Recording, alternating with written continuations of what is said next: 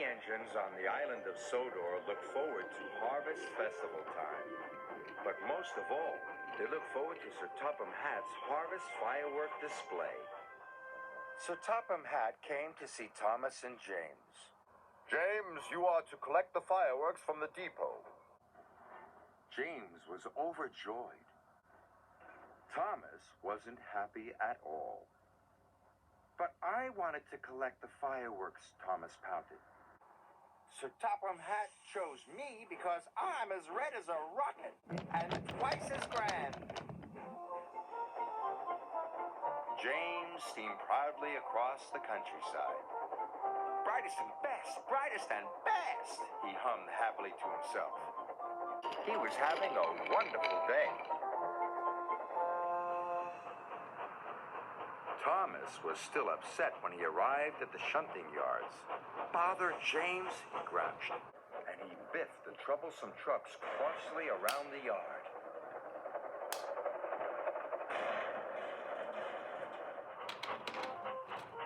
When James arrived at the depot, he was very excited. The freight cars were all ready for him, filled safely to the top with fireworks. James was coupled up with the precious cargo, and he steamed away.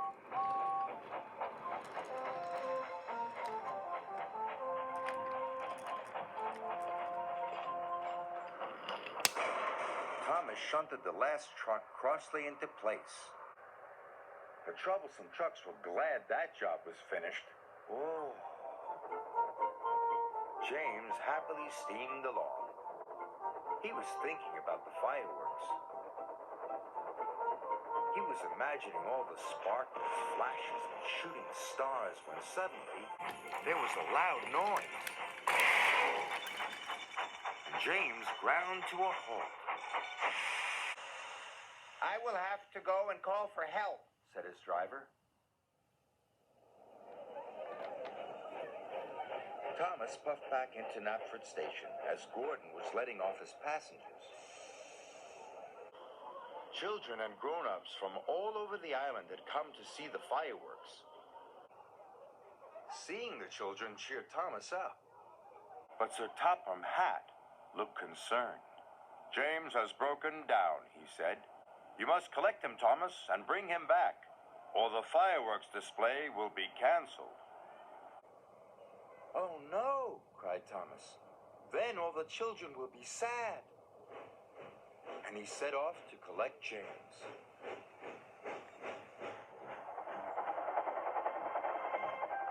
Thomas puffed across the countryside. Even with his light on, Thomas knew he had to be very careful.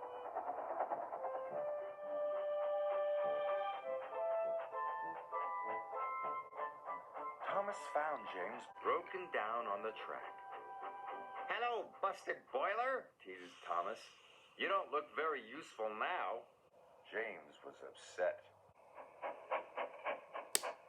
But when Thomas got behind James, he couldn't see ahead. "You will have to look out for me," said Thomas.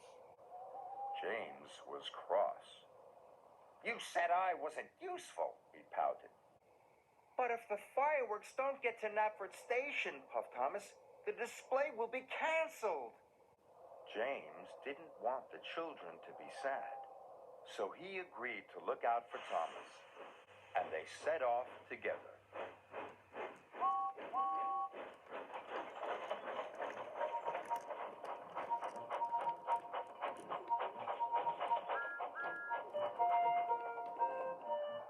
When the track was straight and clear, James called out, "Go faster, Thomas!"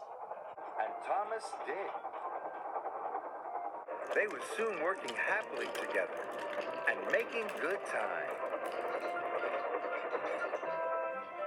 Sir Topham Hatt checked his watch. There was still no sign of Thomas or James. "It's very late," he thought. "It's almost the children's bedtime." Even Gordon was worried. "I'll have to cancel the display," said Sir Topham Hatt. So the disappointed children started to board the coaches.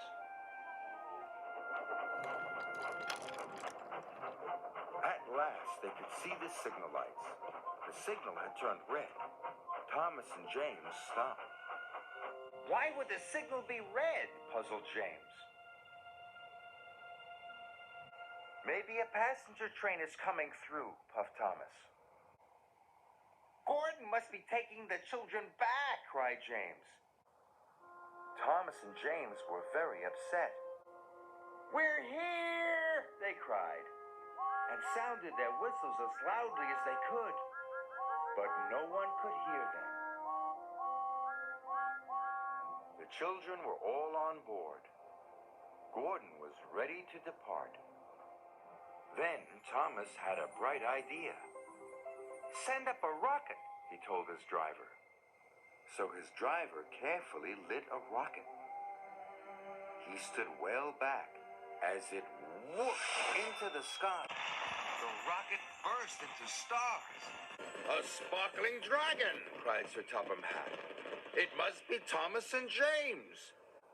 Stop, Gordon, he said. The firework display is back on. The junction signal turned to green, and Thomas and James were soon on their way.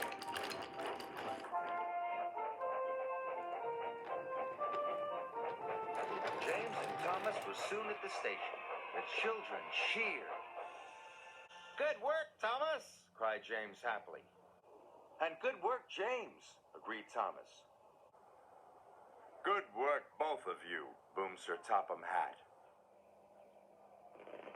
That night, Thomas and James watched the fireworks together. I think we are both useful engines, said James proudly. But we are most useful when we work together, puffed Thomas.